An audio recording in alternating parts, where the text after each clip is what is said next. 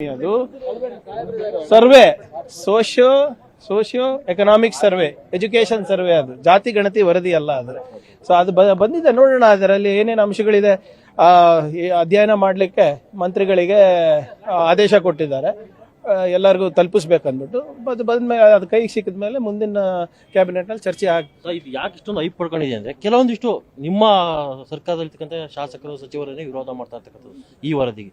ಹಾಗಾಗಿನೇ ಇದಷ್ಟು ಆ ವರದಿನಲ್ಲಿ ಏನಿದೆ ಏನಿಲ್ಲ ಅಂತ ಗೊತ್ತೇ ಇಲ್ಲ ಅಲ್ಲ. ವಿರೋಧ ಏನಕ್ಕೆ ಅಂತದ್ ಏನಾದ್ರೂ ಅಲ್ಲಿ ಅದರ ನಮ್ಮ ಆ ವರದಿನಲ್ಲಿ ಏನಾದ್ರೂ ಆಕ್ಷೇಪ ಇದ್ರೆ ಆಮೇಲೆ ನೋಡೋಣ ಅಂತೆ. ಬಟ್ ಅದು ವರದಿನಲ್ಲಿ ಏನಿದೆ ಅಂತ ಗೊತ್ತೇ ಇಲ್ಲ ಅಲ್ಲ.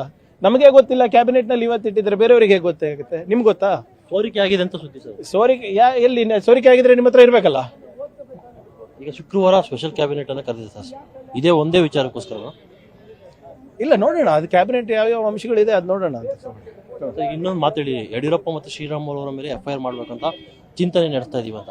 ಚಿಂತನೆ ಅಲ್ಲ ಇವರೇ, ಶಿಫಾರಸಿದೆ, ವರದಿ ಬಂದಿದೆ, ಅದ್ರ ಆಧಾರದ ಮೇಲೆ ನಾವು ಏನ್ ಮಾಡ್ಬೇಕಲ್ಲ. ಯಡಿಯೂರಪ್ಪ ಮತ್ತು ಶ್ರೀರಾಮುಲು ಅವರ ಮೇಲೆ FIR ಆಗುತ್ತೆ ಸರ್? ನೋಡೋಣ. ಅದ್ ನೋಡಿ, ಅವ್ರು ಶಿಫಾರಸ್ ಕೊಟ್ಟಿದ್ದಾರೆ, ಆ ದಾಖಲೆಗಳು ಕಲೆ ಹಾಕ್ತಾ ಇದೀವಿ. ಅದು ಸಿಕ್ಕಿದ ಮೇಲೆ ಏನ್ ಕಾನೂನಾತ್ಮಕವಾಗಿ ಏನ್ ಮಾಡ್ಬೇಕು ಮಾಡೋಣ. ಕಾನೂನು ಮೀರಂತೂ ಏನು ಮಾಡ್ಲಿಕ್ಕೆ ಆಗೋದಿಲ್ಲ ಅಲ್ಲ. Thank you. ಇದಿಷ್ಟು ಸಚಿವರಾಗಿರ್ತಕ್ಕಂಥ ಪ್ರಿಯಾಂಕಾ ಖರ್ಗೆ ಅವರ ಮಾತು. ಕ್ಯಾಮರಾಮನ್ ಧನರಾಜ್ ಜೊತೆ ರಾಘವೇಂದ್ರ, ಪವರ್ ಟಿವಿ, ಬೆಂಗಳೂರು.